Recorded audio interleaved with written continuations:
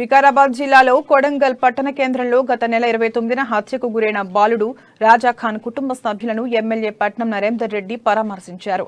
బయట ఆడుకుంటున్న చిన్నారిని కిడ్నాప్ చేసి దారుణంగా హత్య చేసిన నిందితుడిపై ఫాస్ట్ ట్రాక్ కోర్టు ద్వారా కఠిన శిక్షలు అమలయ్యేలా చర్యలు తీసుకోవాలని ఎస్పీకి ఫోన్ చేసి ఎమ్మెల్యే పట్నం నరేందర్ రెడ్డి ఆదేశించారు.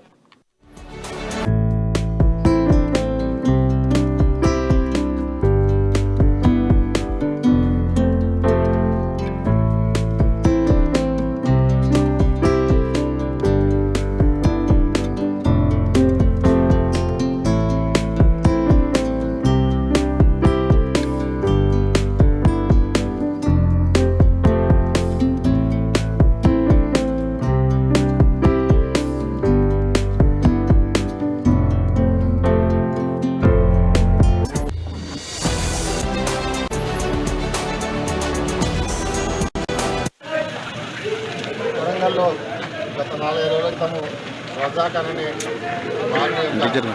సంఘటన మీరందరూ కూడా తెలుసు.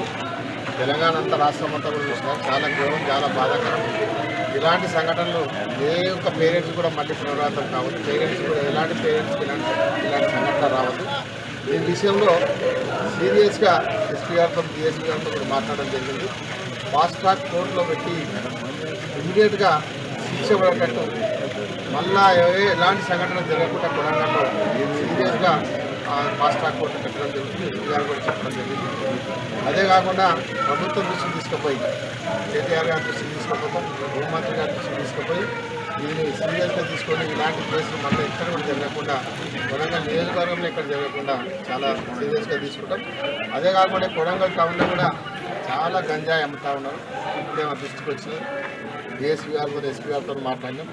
గంజాయి కానీ మద్యము డబ్బా పొద్దున మార్నింగ్ మద్యం అమ్మడం ఇలాంటివి కూడా సీరియస్ తీసుకొని ఒక టాస్క్ ఫోర్స్ ఏర్పాటు చేసి వారం రోజులకు ఒక రివ్యూ పెట్టి డిఎస్పీ గారితో పూర్తిగా కంట్రోల్ చేపిస్తాం.